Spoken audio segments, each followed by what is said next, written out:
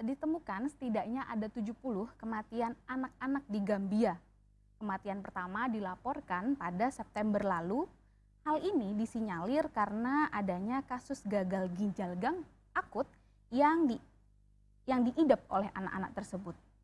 Tentu saja penemuan ini menimbulkan kekhawatiran di seluruh dunia, termasuk di Indonesia.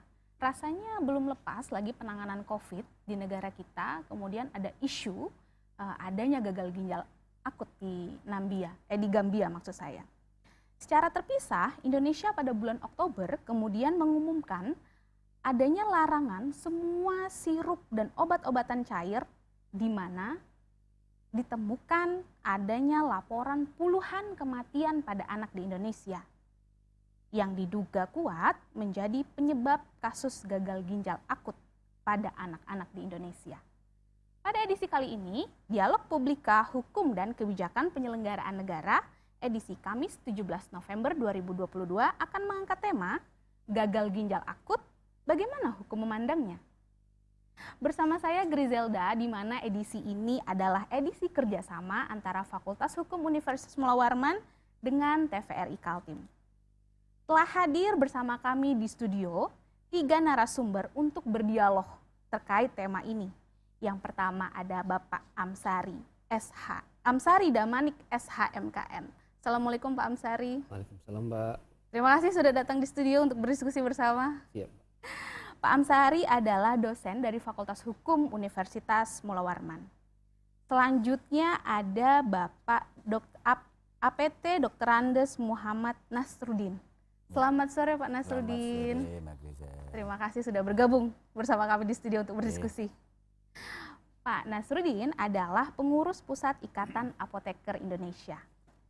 Terakhir, juga bergabung bersama kita di studio, ada Bapak Fajar Prasetya MSI PhD APT. Selamat datang Pak Fajar. Ya. Selamat sore. Selamat sore Mbak Grizelda. Iya, Bapak Fajar adalah dosen Fakultas Farmasi di Universitas Mula Warman.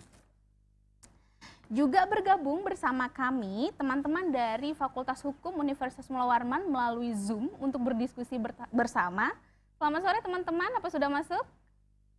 Oke, sudah. Nanti jangan lupa ya, siapkan pertanyaan terbaiknya untuk berdiskusi bersama. Oke, sebelum membahas lebih lanjut terkait gagal ginjal akut bagaimana hukum memandangnya dengan para narasumber, kita akan menyaksikan terlebih dahulu tayangan yang sudah disiapkan oleh tim redaksi berikut ini.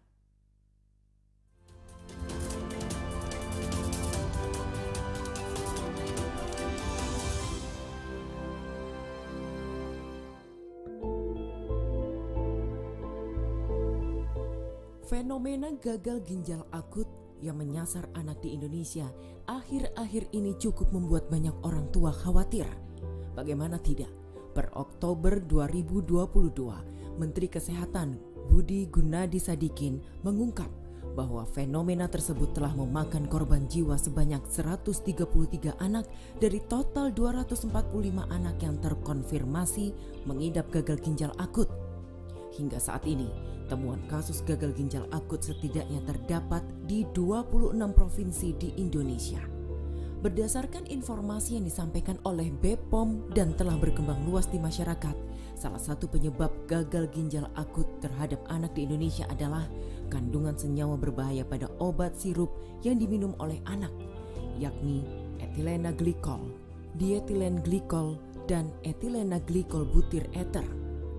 Hal ini kemudian membuat BPOM hingga saat ini telah mencabut puluhan izin edar sirup obat PT Yarindo Pharma Tama, PT Universal Pharmaceutical Industry, dan PT Avi Pharma yang mengandung cemaran etilen glikol melebihi ambang batas.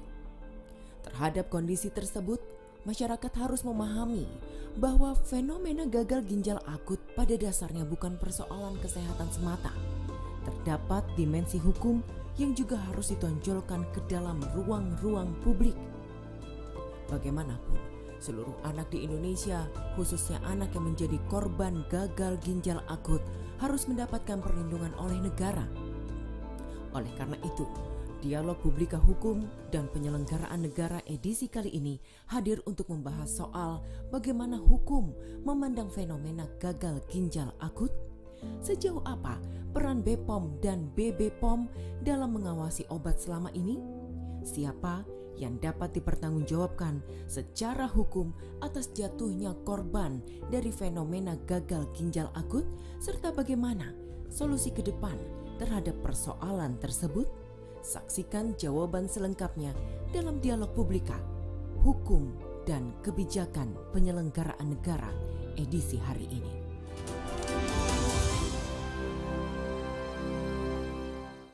Baik, siapa yang bertanggung jawab? Seperti itu tadi bisa kita lihat highlight dari tayangan redaksi.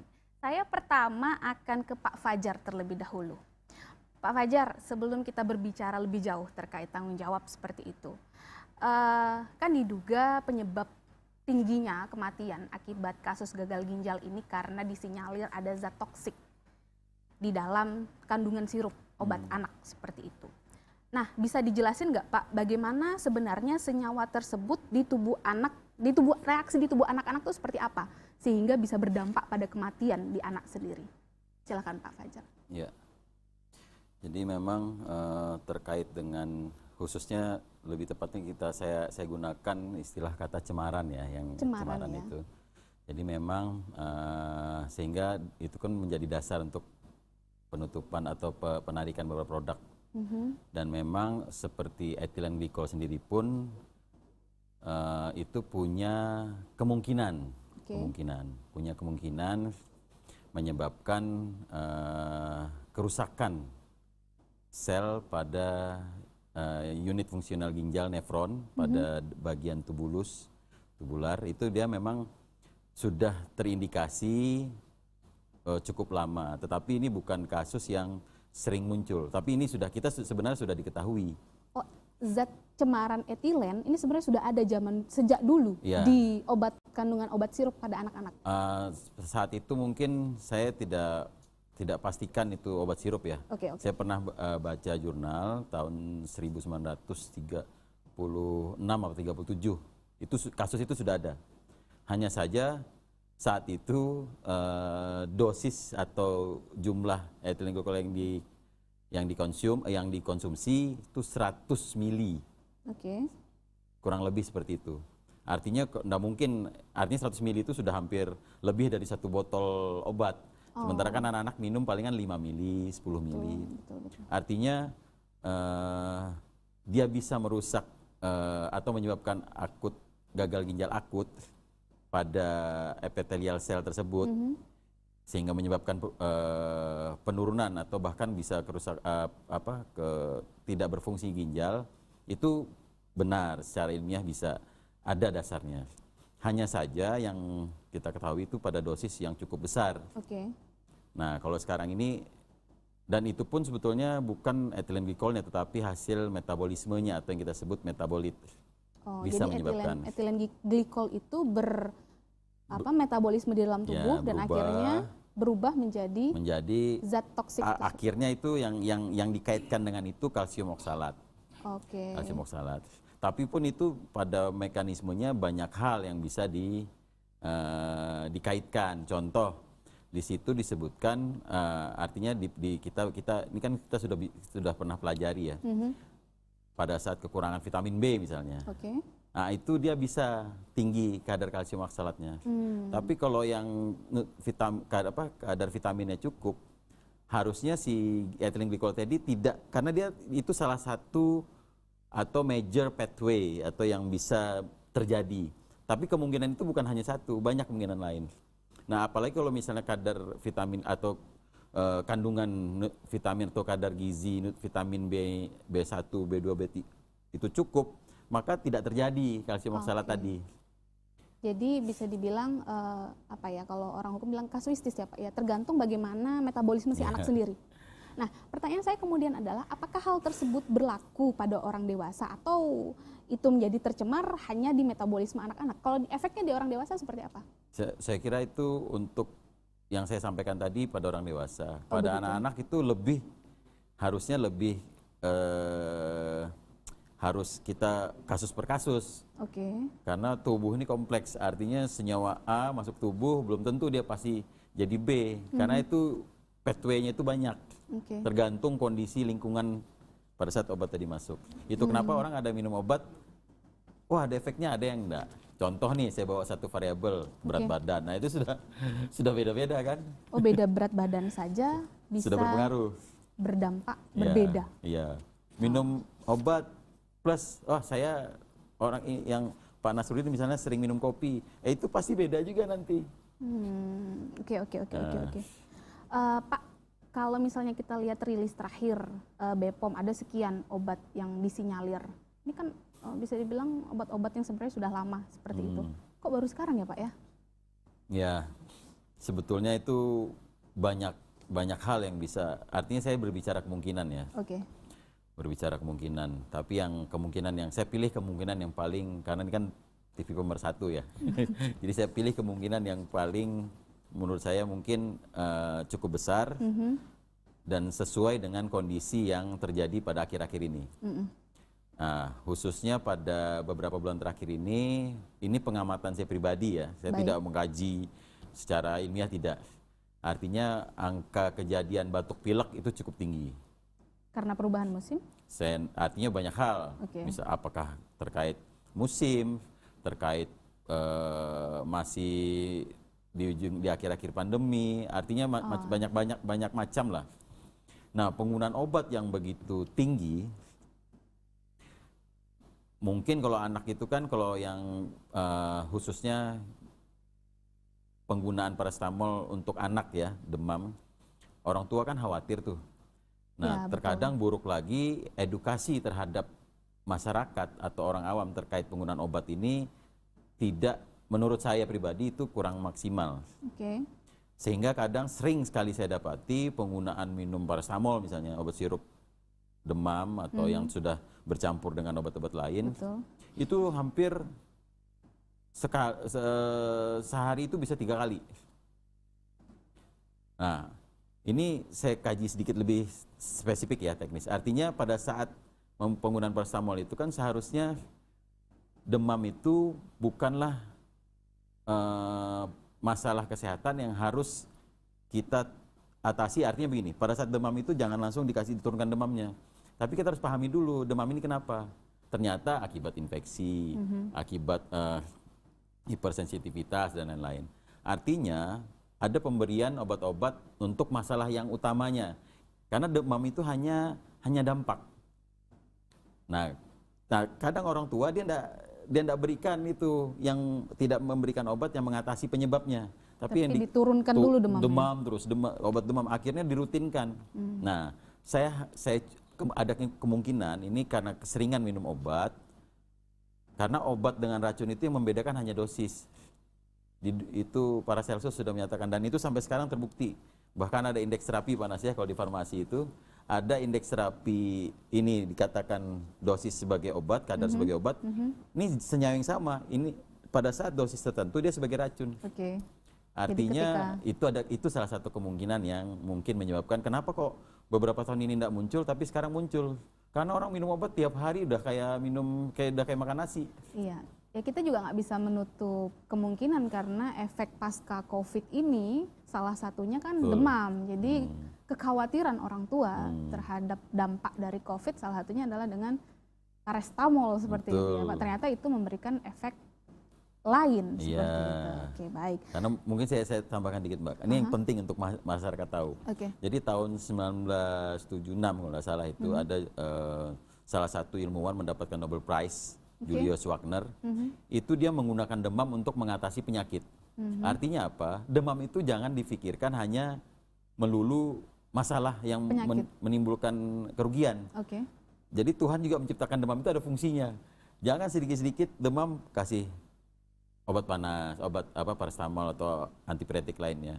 Tolong sebelum pada saat memberikan paracetamol itu juga diberikan obat yang menyebabkan dia demam. Itu yang penting, yang perlu diketahui supaya enggak rutin minum paracetamol. Demam bukan berarti sakit ya Pak ya. Bisa juga itu salah satu bentuk pertahanan. Oke, baik. Saya kunci itu. Saya ke Pak Nasruddin. Pak, kalau kita mendengar tadi tayangan di awal bahwa ada sekitar 130 anak yang sudah meninggal, di mana 240-nya ada 240 anak yang terdeteksi gagal ginjal akut, 130 diantaranya sudah meninggal dunia. Itu data nasional per Oktober kemarin, Pak. Di Kalimantan Timur sendiri bagaimana, Pak? Di Kalimantan Timur sendiri, Mbak Gisel, ya. Kalau 2 minggu yang lalu yang saya dapat datanya itu baru satu ya. Itu Satu ya, Pak, ya? Di PPU. Di PPU. Saya kebetulan enggak mengikuti update-nya. Nanti apakah ini bertambah atau mungkin masih tetap begitu ya. Jadi sementara ini ya masih itu yang saya ketahui. Satu ini suspek atau meninggal dunia, Pak? Meninggal dunia. Meninggal dunia. Kalau nggak salah tuh ya. Angka suspeknya apa, ada data, Pak? Ya itu, saya enggak dapat datanya karena memang saya enggak concern di situ ya. Oke, Karena baik. Kita dari apoteker. Saya juga enggak pasti tadi ya, meninggal apa kasusnya saja. Ya. Oke, baik. Pak, ini isu di mana dari kita melihat kalau dilihat dari data nasional itu grafiknya mulai meningkat di Agustus, September, Oktober, data dari Kementerian Kesehatan seperti itu. Jadi ada peningkatan yang signifikan di bulan-bulan tersebut. Bagaimana Pak Ikatan Apoteker Indonesia, peran Apoteker Indonesia melihat fenomena ini bagaimana Pak? Ya, tentunya kita banyak ya upaya yang dilakukan oleh organisasi profesi.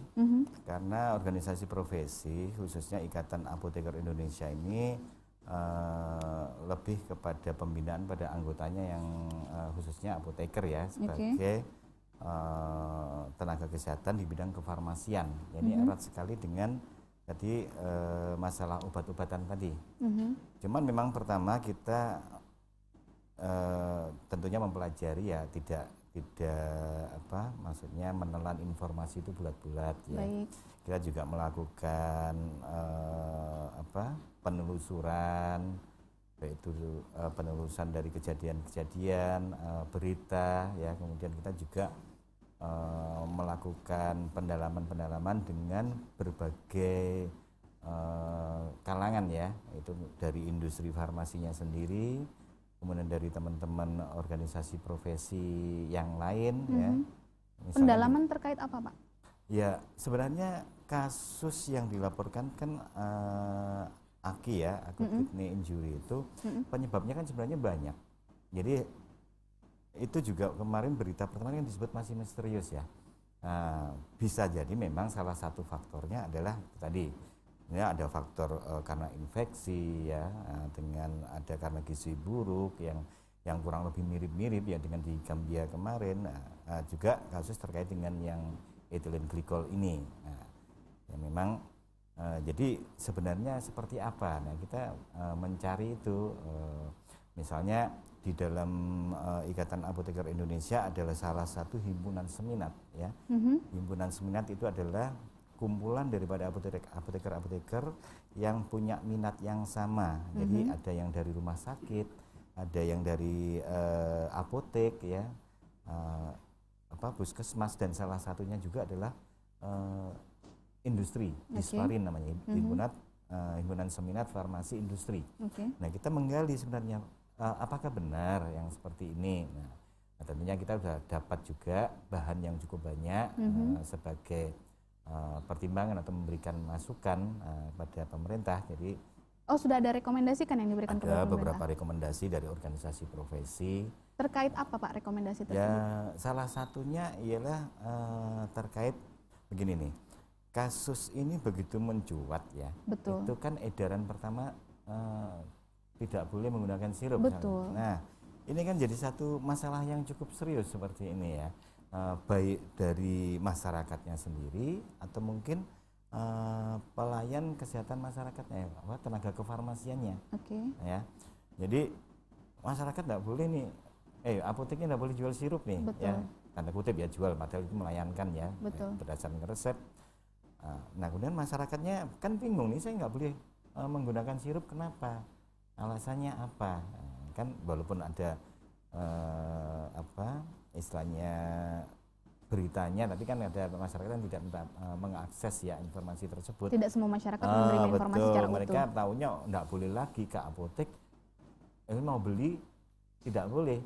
Padahal kita ketahui hampir mungkin ya sekitar anggaplah 50-60% ya, itu sediaan farmasi ya, obat-obat yang ada di apotek itu banyak kan obat-obat dalam bentuk sediaan sirup ya, itu pun fungsinya sebagai swamedikasi.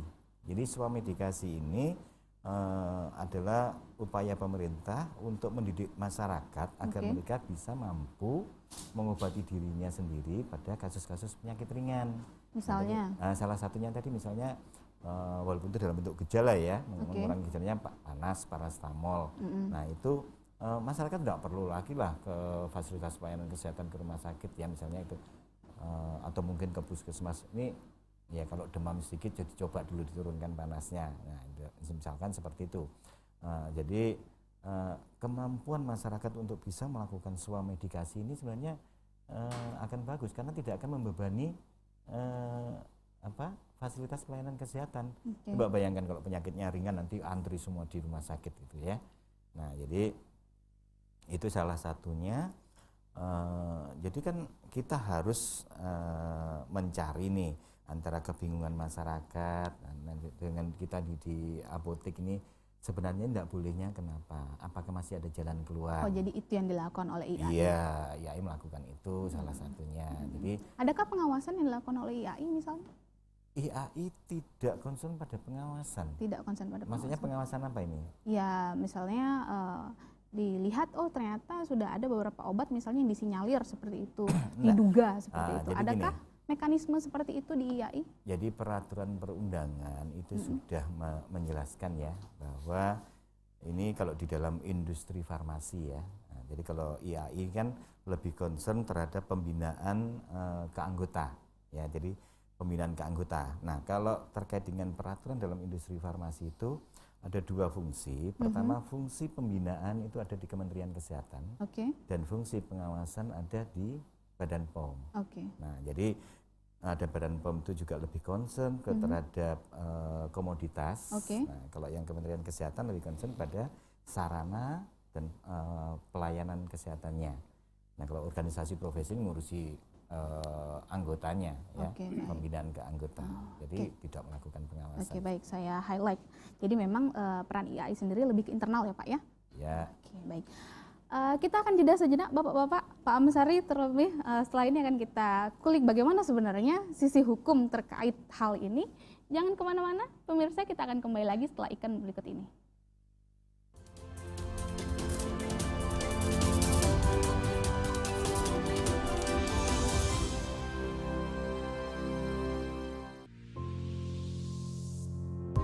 Sebuah persembahan dari bumi Borneo.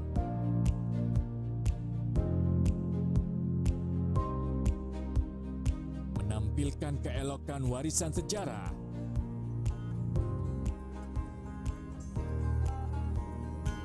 Mahakarya budaya tradisional bersatu padu dengan budaya modern.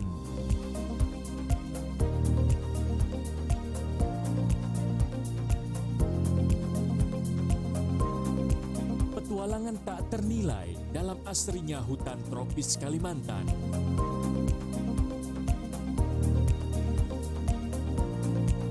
Berpadu debur ombak menyisir di atas pasir nan lembut. Pesona nirwana di timur Kalimantan.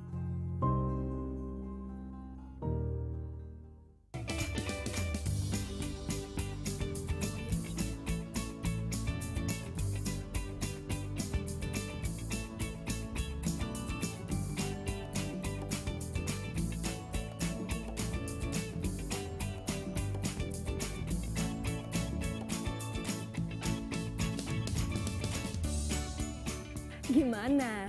Bersih dan jernih kan siarannya? Jangan khawatir, semua ini gratis. Tidak perlu beli kuota internet dan nggak perlu biaya berlangganan. Bagi kamu yang masih menggunakan TV analog, cukup dengan satu langkah mudah. Untuk televisi yang sudah siap digital, cukup scan ulang siaran TV kamu untuk menangkap siaran TV digital. Banyak pilihan programnya, bersih gambarnya, jernih suaranya, dan canggih teknologinya. Ayo, kita beralih ke siaran televisi digital.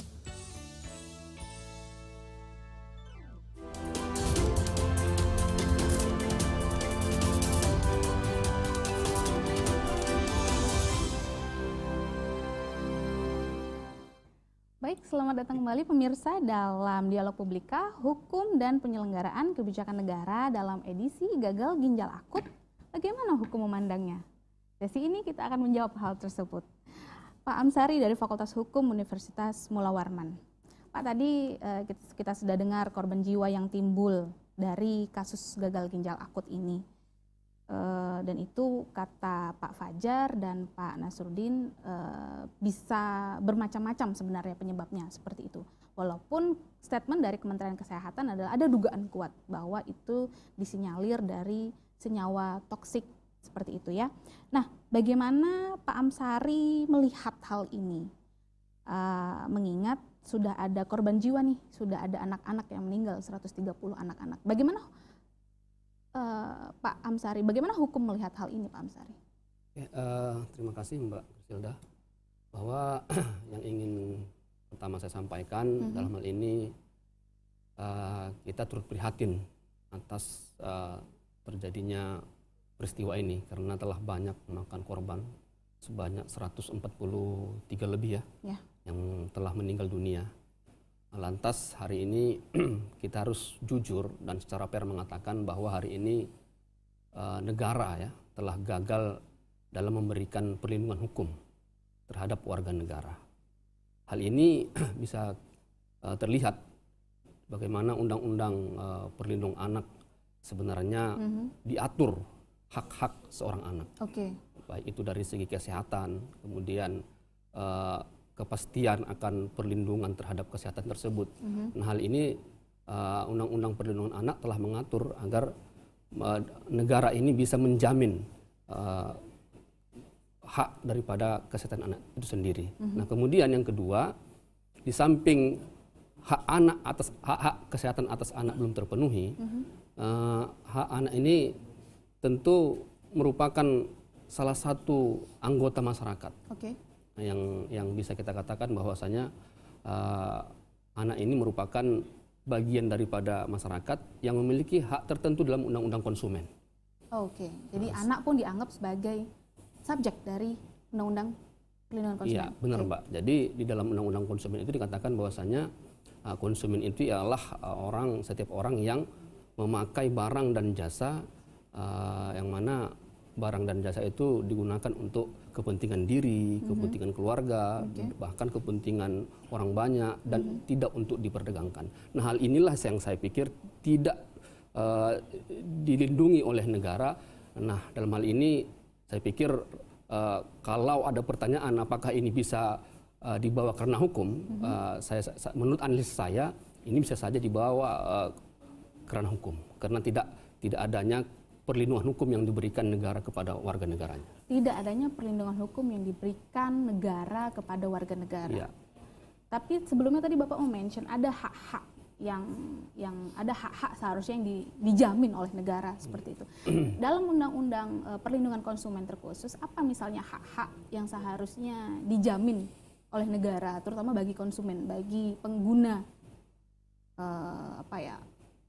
obat-obatan, pelayanan dan sebagainya. Apa hak-hak yang harus dijaga, dilindungi oleh negara tersebut? Ya, di dalam undang-undang konsumen telah dijelaskan apa yang menjadi hak konsumen. Ada beberapa hak yang terdapat dalam undang-undang tersebut. Kalau saya tidak salah ada 8 item. Tapi yang perlu saya garis bawahi di sini adalah bagaimana hak konsumen mengenai informasi, kebenaran informasi suatu barang dan jasa dan jaminan kondisi barang tersebut. Nah, saya pikir hak inilah yang tidak ada, yang dilakukan oleh pelaku usaha, ya. Apalagi rata-rata pendidikan, katakanlah pendidikan tingkat pengetahuan masyarakat kita itu begitu rendah. Nah, hal ini belum bisa tercover oleh pemerintah sendiri.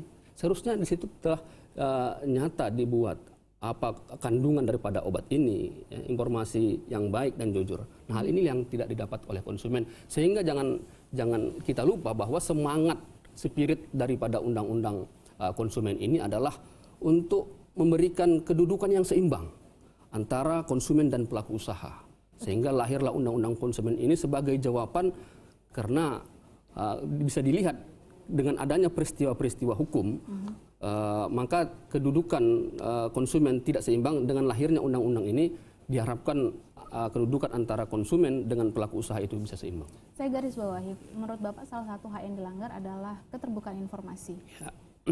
Pandangan Bapak, informasi apa yang tidak tersampaikan secara utuh kepada masyarakat?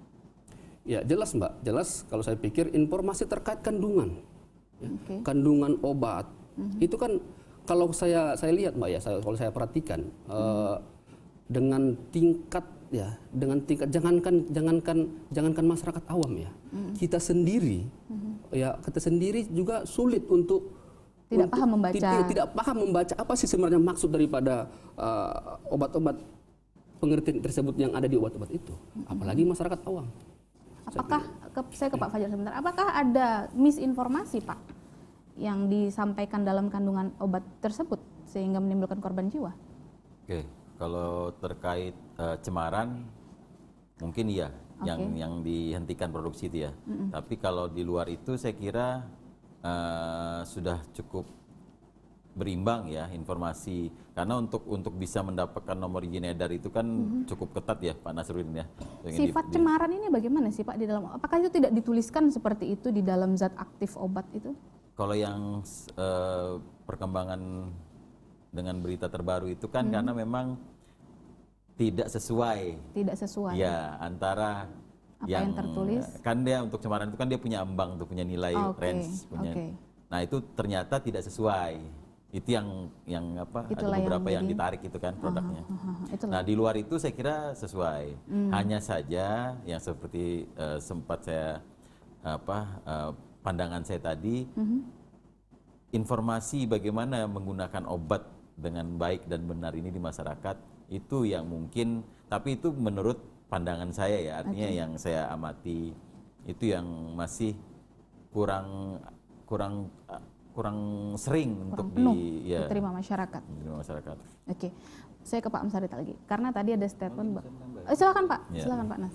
Jadi begini ya, terkait dengan informasi obat, jadi kita juga tahu ya, paham terkait dengan Undang-Undang Perlindungan Konsumen. Jadi di sana sudah dipersyaratkan bahwa masyarakat berhak untuk memperoleh informasi yang dia dapatkan terkait dengan produk yang dia konsumsi. Ya, nah, dalam hal ini obat. Nah, ini informasi obat itu melekat, khusus contoh seperti sirup ya, itu melekat ada leaflet di situ. Jadi kandungan, kemudian indikasi penggunaannya untuk apa, efek sampingnya apa, itu suatu kewajiban memang informasi. Kemudian pada saat memberikan layanan, jadi dari ini katakan apoteker ya, memberikan layanan kepada pasien, masyarakat, itu mereka punya kewajiban untuk memberikan informasi tersebut. Ini obatnya kan sering ya, ini diminum 3 kali Pak ya, nanti atau misalkan khusus misalnya sirup paracetamol, ini minumnya kalau panas saja Pak, kalau sudah tidak panas stop. Nah, jadi pemberian informasi yang terkait dengan itu sudah terlaksana ya terkait dengan layanannya. Nah, kalau yang dikaitkan dengan tadi informasi terkait dengan cemaran, jadi begini saya ceritakan bahwa ini konteksnya ethylene glycol tadi ya, ethylene glycol. Jadi sebenarnya ethylene glycol bukan tadi disebutkan bukan digunakan untuk salah satu bahan ya. Jadi obat itu ada 2, punya bahan aktif dengan bahan tambahan. Nah, bahan aktifnya ini yang kemarin sirupnya misalnya paracetamol ya. Nah, itu bahan tambahannya itu propylene glycol. Propylene glycol ini suatu posolven yang membantu kelarutan, kan ini tidak larut. Nah, supaya gampang larut, lebih mudah diserap oleh tubuh ya nanti, sehingga memberikan efeknya lebih cepat. Nah, dalam kasus tertentu itu sudah dari dulu dalam produksi daripada propylene glikol dan beberapa itu ada cemarannya. Nah, cemarannya itu produk ruannya itu ya, itu masih bisa di ambang batas sekitar 0 sampai 1,4% kalau tidak salah. Jadi diperbolehkan meskipun ada ethylene glikol dengan kadar segitu itu masih wajar. Nah, yang jadi pertanyaan adalah ini kandungannya kok besar sekali. Betul. Nah, sehingga menimbulkan angka kematian yang tidak diduga, ya patut diduga ini menimbulkan kasus itu. Tapi harus jadi catatan satu di sini bahwa di industri farmasi itu menganut cara pembuatan obat yang baik ya, salah satu persyaratannya. Dan ini terus terang saja bahwa kalau kita membuat obat tujuannya untuk memberikan kesembuhan sama pasien, apakah ada unsur kesengajaan di situ untuk memberikan suatu zat yang notabene dia memberikan efek yang merugikan. Betul. Nah, itu istilahnya kalau mungkin dalam satu itu plausibility-nya ya, istilahnya it's not logic lah istilahnya, betul, seperti betul. Itu. Kemudian satu catatan lagi yang harus kita lihat bahwa ini kemarin kan ada pemberi layanan itu adalah kalau di apotek ya, kan yang dianukan di apotek nih. Nah, sementara obat-obat yang seperti itu banyak juga beredar di mana? Ada di toko obat, ya, bahkan mungkin di warung ya, mungkin ada. Karena ini tadi obat ini sifatnya banyak kan obat bebas dan digunakan untuk swamedikasi. Nah, kalau di situ kira-kira dapat enggak informasi dan sebagainya? Nggak ada. Nah, makanya salah satu program dari Ikatan Apoteker Indonesia, kita salah satu program yang terus kita gaungkan adalah Dagu Sibu.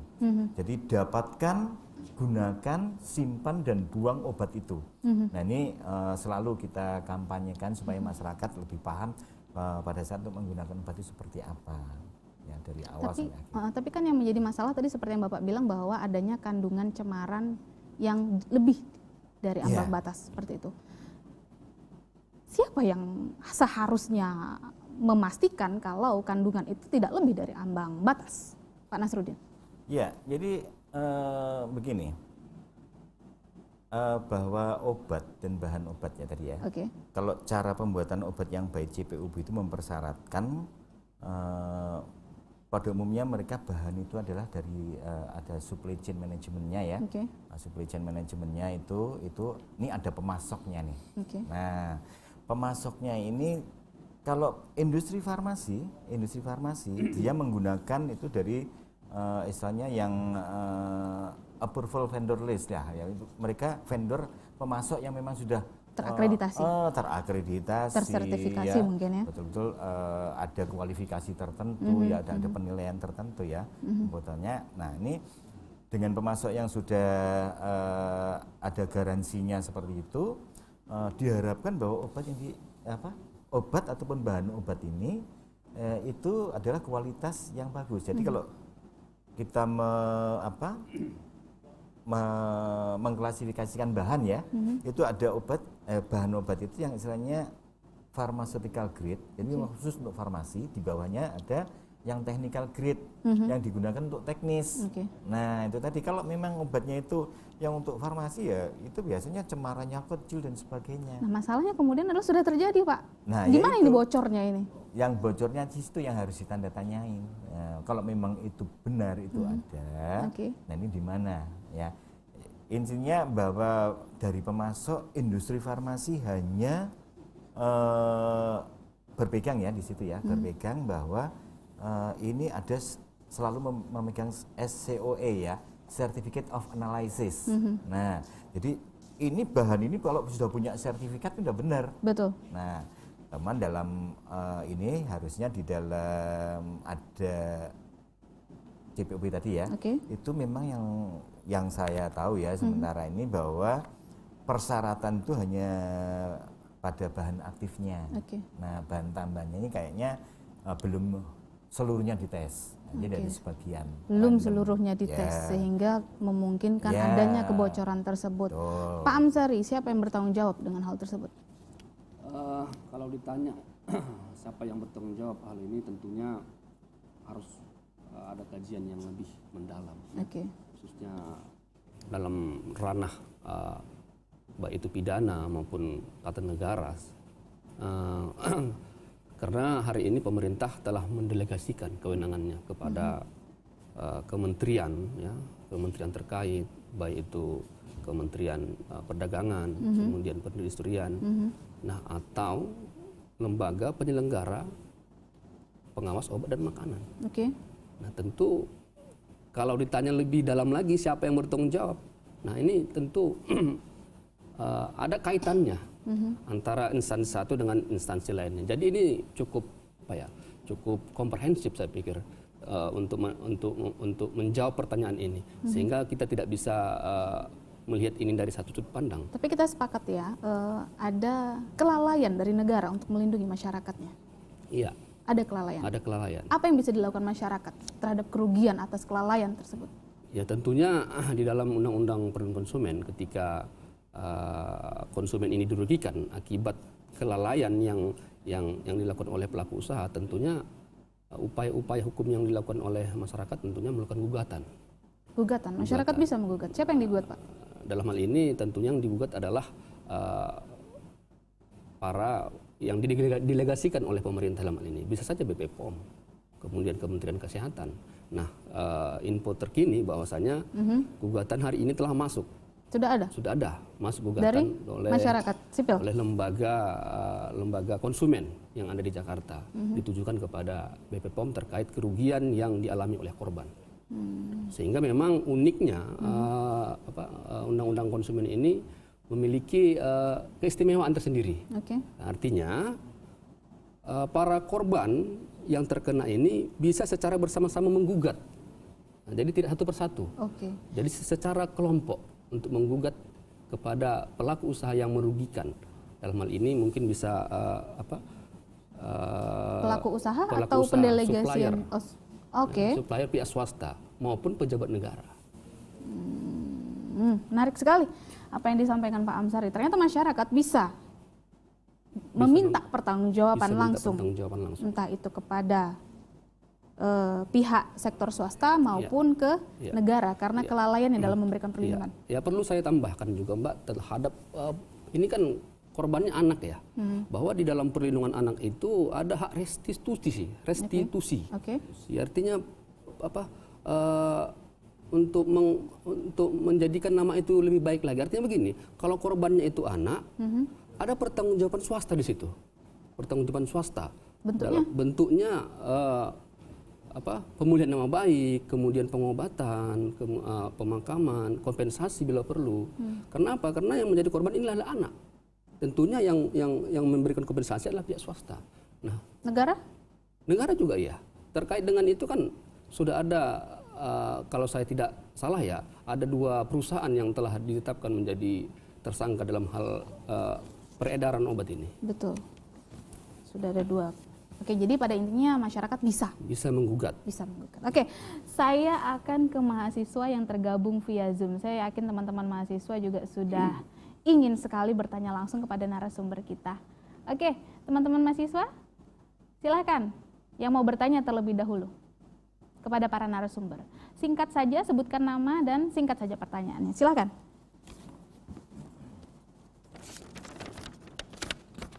Silakan langsung, siapa mau bertanya? Oke, sebutkan namanya. Selamat sore pada Ibu Gizelda dan juga para Bapak narasumber. Perkenalkan, nama saya Sidya Ratna Gita Sitorus. Saya adalah mahasiswa semester 7 yang tergabung dalam konsentrasi perdata. Jadi saya ingin bertanya kepada Bapak Amsari selaku narasumber ketiga. Jadi Pak, Bapak sudah mengatakan bahwa ada berbagai upaya yang dapat dilakukan oleh masyarakat untuk meminta pertanggungjawaban atas adanya insiden ini. Karena perlu kita lihat dan bisa kita lihat sendiri bahwa banyak sekali kerugian yang didapat oleh masyarakat, khususnya juga dalam nyawa anak itu sendiri hilang dikarenakan dengan adanya insiden ini. Jadi pertanyaan saya Pak, apakah ada sanksi lain yang dapat dikenakan oleh pihak yang bersangkutan, baik itu BPOM selaku lembaga negara maupun juga pihak-pihak lainnya yang tentunya harusnya bertanggung jawab dalam insiden ini. Terima kasih. Oke, terima kasih Ratna. Satu lagi, silahkan. Yang ingin bertanya? Langsung? Saya, Bu. Oke, silahkan sebutkan nama dan inti pertanyaannya. Baik, Assalamualaikum warahmatullahi wabarakatuh. Waalaikumsalam. Selamat sore, perkenalkan saya Della Safitriana. Saya mahasiswi Fakultas Hukum Universitas Mula Warman, konsentrasi hukum pidana. Mungkin boleh pertanyaan boleh 2, Bu. Silahkan. Inti ya. Ya, jadi pertanyaan yang pertama itu untuk Bapak Fajar selaku dosen Fakultas Farmasi. Yang ingin saya tanyakan bahwa bagaimana sih sebenarnya cara untuk memberikan pemahaman terhadap masyarakat khususnya para ibu ya, karena pada kali ini kita membahas terkait gagal ginjal akut pada anak. Nah, terkait pemberian obat itu, dimana yang Bapak bilang tadi obat itu sudah seperti makanan sehari-hari, jadi hal ini juga disebabkan karena kurangnya pengetahuan terkait pemberian obat kepada anak. Nah, yang kedua itu saya ingin bertanya kepada Bapak Amsari, yang pada intinya pertanyaan saya adalah bagaimana sih pemenuhan hak korban itu dapat terpenuhi, Pak? Dalam hal ini adalah keluarga korban.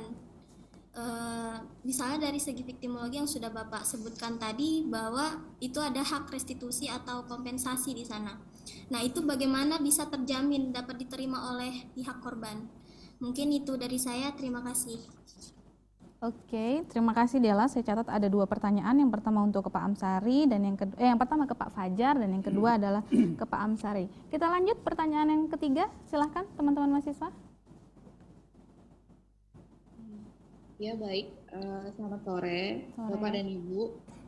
Jadi di sini saya ingin mengajukan 2 pertanyaan juga. Boleh namanya dulu? Yang pertama, ya maaf, sebelumnya nama saya Dea Rutkodi Zombi, saya dari mahasiswa Fakultas Hukum Unmul dan saat ini sedang semester 7. Nah, pertanyaan saya yang pertama, saya ingin bertanya kepada Pak Fajar dan Pak Nasruddin karena yang bergerak di bidang farmasi dan apoteker. Tadi Bapak sudah jelaskan bahwa ada ambang batas kalau itu ditentukan sebagai obat dan ada ambang batas bahwa itu ditentukan sebagai racun. Nah, pertanyaan saya Pak adalah kenapa kelalaian itu masih bisa terjadi di dalam dunia farmasi, yang mana farmasi ini sendiri kan memproduksi obat tersebut. Seperti itu Pak. Yang kedua, saya ingin bertanya kepada Pak Amsari, selaku dosen Fakultas Hukum. Tadi Bapak sudah menyinggung mengenai gugatan yang diajukan kepada yang bisa diajukan oleh masyarakat. Nah, yang mau saya tanyakan di sini Pak adalah apakah masyarakat itu bisa mendapatkan ganti kerugian itu secara mutlak dari pihak yang didelegasikan oleh negara untuk bertanggung jawab atas kasus ini tanpa melakukan gugatan ganti rugi itu sendiri. Seperti itu. Terima kasih. Oke, terima kasih Mbak Dea. Pertanyaan terakhir, silahkan. Iya, terima kasih. Saya Anissa Aprilia dari kelas Perdata. Saya di sini mau bertanya, apakah dalam hal ini pemilik usaha farmasi sudah memenuhi hak dari korban tersebut, seperti biaya pengobatan dan biaya pemakaman gitu? Oke. Apakah sudah terpenuhi haknya? Oke. Seperti biaya pengobatan, biaya pemakaman. Terima kasih. Oke, terima kasih. Ada Ratna, Della, Dea, dan Aprilia yang bertanya terkait isu kita hari ini. Langsung kita jawab secara kolektif saja mungkin. Pak Fajar dulu, ada beberapa pertanyaan untuk Pak Fajar, terutama bagaimana sebenarnya memberikan pemahaman kepada para ibu agar obat itu tidak menjadi racun kemudian. Oke, itu yang ke Pak Fajar. Dan kenapa hal tersebut sampai bisa lalai seperti itu di ambang batas obat tersebut? Silakan Pak Fajar. Oke, yang pertama saya kira karena untuk belajar obat dan memahami bahkan yang sudah pernah belajar saja itu pun belum tentu bisa dengan mudah untuk mengingat ya misalnya, karena kan begitu banyak yang harus dipelajari. Mungkin kalau saya pribadi menyarankan itu pada saat membeli obat yang seperti tadi Pak Nasruddin sampaikan, kalau di apotek enak langsung bisa bertanya ke apoteker atau yang tapi karena ini obat bebas itu kan bisa dibeli di swalayan ya, di warung-warung. Nah yang ini yang saya kira perlu diberikan saran. Andai kata belinya di warung, silahkanlah datang ke apotek. Saya kira tidak mungkin diminta biaya untuk pemberian informasi. Ya itu saya kira dengan senang hati, karena memang tujuan kami kan sebagai farmasis atau sebagai apoteker itu memberikan layanan informasi obat, menggunakan obat. Jadi saya kira kalau membaca brosur saja atau mendengar informasi saja itu tidak mudah. Lebih baik tanyakan, datang ke apotek atau datang ke fasilitas kesehatan lain, itu saya kira akan lebih utuh dalam menerima informasi atau memahami. Karena tidak mudah untuk memahami obat tadi. Jadi itu yang pertama saran saya. Yang kedua, jikalau sudah artinya nih penggunaan obat itu kan tidak sekali 2 kali tuh. Kalau sudah yang dikira-kira sudah dipahami, sudah sering digunakan, artinya bolehlah datang beli ke swalayan, beli. Oh ini saya sudah sering dapat informasi, sudah paham, sudah divalidasi, dikonfirmasi dengan tenaga kesehatan. Saya tetap menyarankan apoteker bukan karena saya seorang apoteker, karena dari kurikulum pun sudah dilihat tenaga kesehatan yang memahami atau yang sudah concern di obat itu farmasi secara kurikulum dari kurikulum pendidikannya. Nah itu jadi saran saya itu datang ke tenaga kesehatan khususnya apoteker atau farmasis ya. Pak Nasruddin ada tanggapan? Ya, tadi kalau informasi sudah saya sampaikan tadi ya, bahwa value daripada seorang apoteker di dalam memberikan layanan kefarmasian kepada masyarakat itu jelas kita itu dari pendidikan itu sudah dibentuk untuk jujur. Jadi itu satu. Dari mana kita kalau sudah tahu nyampur obat, kalau itu dosisnya sudah salah hitung, itu kita tahu risikonya. Kalau kita bohong, kita kasihkan sama pasiennya masih keracunan, gitu loh. Jadi memang kita dari awal sudah dibentuk bahwa kita harus ngitung dosisnya setepat mungkin, ya. Jadi menghindari terjadinya masalah-masalah yang timbul karena minum obat tadi. Nah kemudian otomatis di situ bolehlah silahkan aja itu kepercayaannya itu pada kami silahkan diserahkan setinggi-tingginya, karena di luar negeri pun kemarin juga saya ketemu dengan orang luar juga ngobrol the most trustfulness profession pharmacist. The most apa Pak? Yang paling dipercaya. Jadi itu adalah farmasis di sana, karena memang istilahnya kita memberikan itu sesuai dengan aturan mainnya, ada SOP atau standar prosedur operasional yang harus kita lakukan ya. Jadi misalkan ini contoh ya, pelayanan resep masuk itu diverifikasi dulu. Jadi dokternya ininya, terus nanti jumlah obat ya, dosisnya berapa, jumlahnya berapa, cara minumnya seperti apa, apakah ada risiko efek samping yang mungkin timbul. Itu kalau yang berdasarkan resep ya. Memang kalau yang obat bebas tadi karena semua medikasi sifatnya sudah banyak ya, kebanyakan masyarakat sudah tidak perlu tanya sih. Ya. Kemudian kalau terkait dengan apa tadi cemaran tadi ya, cemaran tadi kenapa masih bisa ya? Bisa saja. Ini ya. Adakah sistem yang salah Pak? Bisa jadi bisa ya. Ya. Yang iyanya ini gimana nih? Saya mungkin coba buka kita keluar dulu ya Sisi ya, mungkin tata niaga masalah obat ya.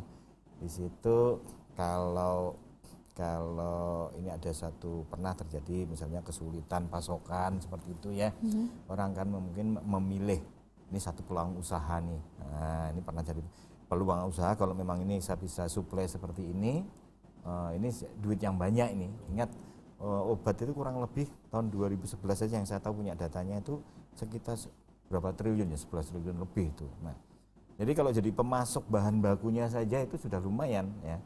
Apalagi kalau di situ tanda kutip tadi bisa jadi benar nggak obat yang masuk itu asli. Jadi yang selama ini belum tersentuh siapa tahu ada pemalsuan di situ. Mengingat potensinya, something itu angka pasti ada. Karena ada suatu potensi ini keuntungan yang besar, orang akan berpikir yang lain. Seharusnya dia bahan obatnya certificate of analysis asli, tapi barang yang dimasukkan berbeda.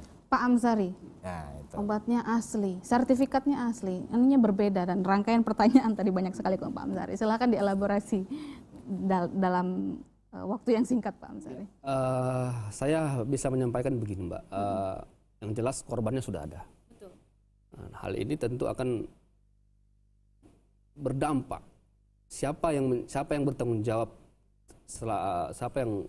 terhadap hal ini? Tentunya dalam hal terkait tindak pidananya. Tentu kalau kita lihat dalam undang-undang atau kitab undang-undang hukum pidana, kelalaian yang mengakibatkan kematian, kelalaian ada unsur pidana, ada unsur pidananya. Berarti artinya apa? Artinya walaupun ini ada kelalaian di pengawasan, nah ini bisa diminta pertanggungjawaban pidananya 359 dan 360. Nah kemudian bagaimana kita memastikan bahwasanya hak-hak akan korban itu akan terpenuhi? Tentunya kita akan melakukan gugatan, permohonan kepada pengadilan terhadap kerugian-kerugian yang ditimbulkan akibat gagal ginjal akut ini. Tentunya dalam amar putusan itu kan nanti memerintahkan ganti rugi, kompensasi kepada pihak korban. Nah, kalaupun misalnya ini tidak dipenuhi oleh pelaku pihak yang bertanggung jawab, tentu ini para korban bisa meminta kembali untuk memaksakan kan sifat daripada hukum itu kan memaksa. Tentunya dengan adanya putusan pengadilan yang diajukan oleh para korban, ini akan bisa memenuhi daripada hak-hak para korban sendiri. Entah itu Pemenuhan restitusi seperti yang Bapak sampaikan tadi, maupun bentuk-bentuk sanksi yang lain. Bentuk sanksi yang lainnya. Oke, terima kasih banyak Bapak-Bapak sekalian. Sungguh luar biasa sekali diskusi kita sore ini. Baik pemirsa, itu tadi dialog Publika Hukum dan Penyelenggaraan Negara dalam edisi Gagal Ginjal Akut, bagaimana hukum memandangnya. Kegiatan ini adalah kerjasama antara Fakultas Hukum Universitas Muhammad Warman dengan TVRI Kaltim. Saya Griselda undur diri, terima kasih telah bergabung bersama kami dan sampai jumpa.